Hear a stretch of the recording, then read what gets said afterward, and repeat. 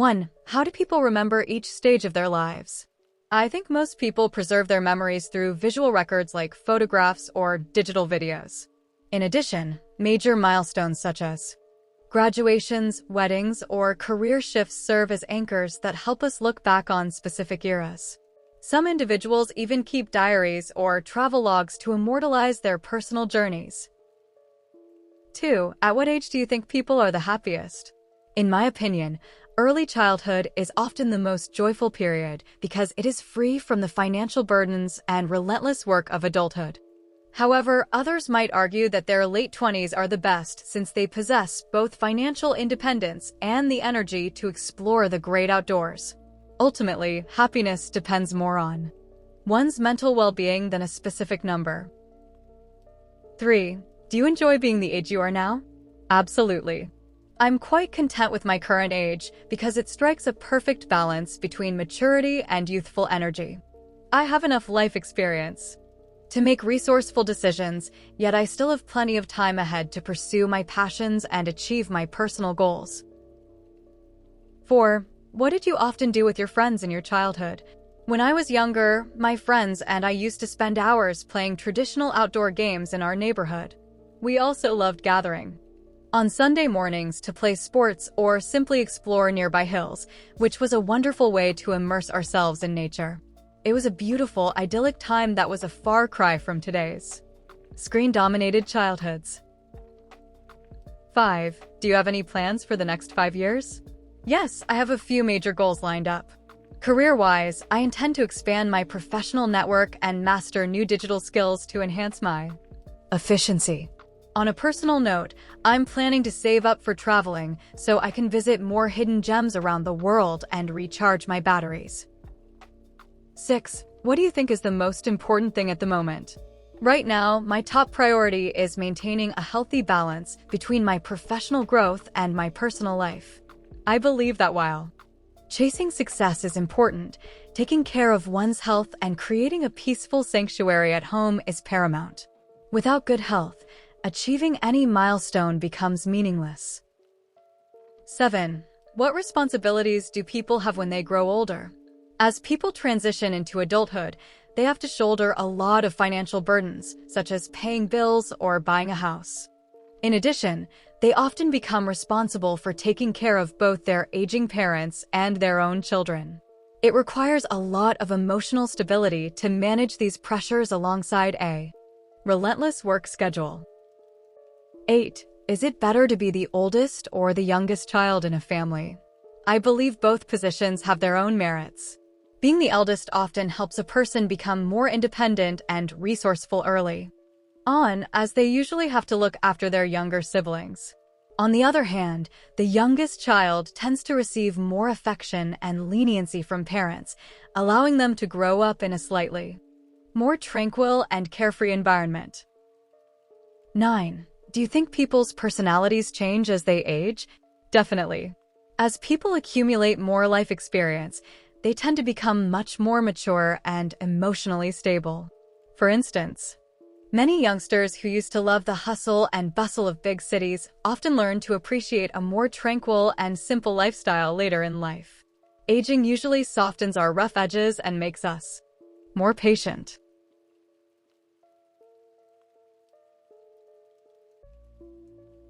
Describe your favorite place in your house where you can relax. You should say where it is, what it is like, what you enjoy doing there, and explain why you feel relaxed at this place. To be perfectly honest, as a city dweller who is constantly caught up in the hustle and bustle of daily life, having a personal space to unwind is absolutely essential. My favorite spot in the entire house is undeniably the small balcony connected to my bedroom.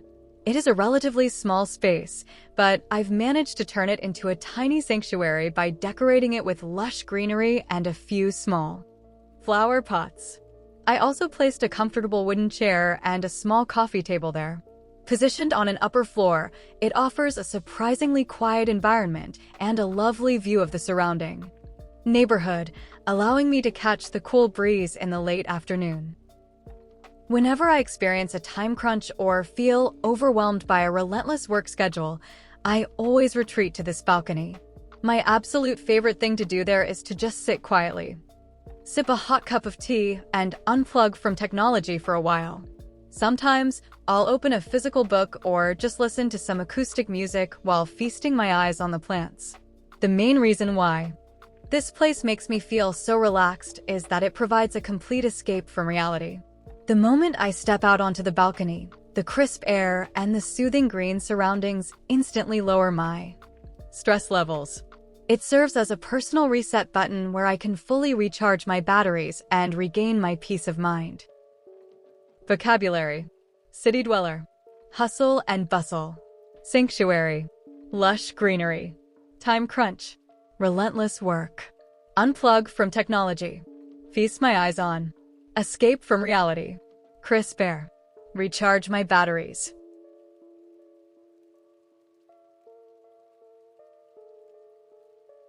1. Why is it difficult for some people to relax?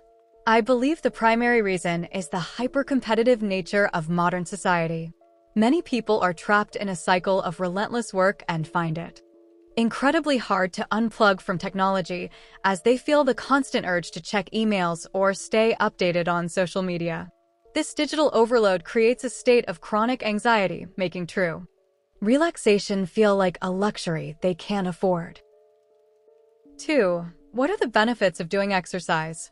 Regular physical activity offers an abundance of rewards for both our body and mind.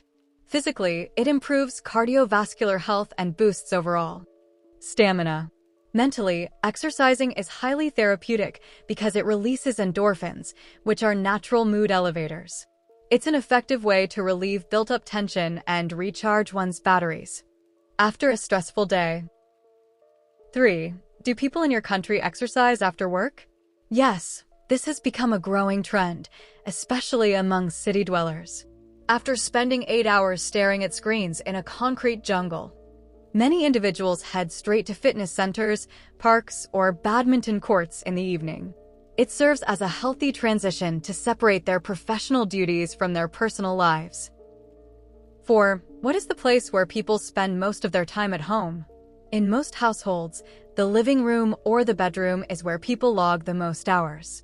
The bedroom acts as a private sanctuary for rest and sleep, while the living room is a communal space where family members gather to eat, watch television, and socialize. However, with remote work becoming more popular, home offices are also taking up a lot of people's time. 5. Do you think there should be classes for training young people and children how to relax? I strongly support this idea. Children nowadays face an immense amount of academic pressure early on, which can negatively impact their mental well-being. Introducing basic relaxation techniques, such as mindfulness or deep breathing exercises into the school curriculum, would equip them with the resourceful tools needed to navigate anxiety and maintain emotional balance. 6. Which is more important, mental relaxation or physical relaxation? In my humble opinion, they are deeply interconnected and equally vital. Physical exhaustion can easily cloud our thoughts, while chronic mental stress often manifests as bodily tension or fatigue. Therefore, achieving a state of wellness requires a well-rounded approach where we soothe our minds while giving our physical bodies proper rest.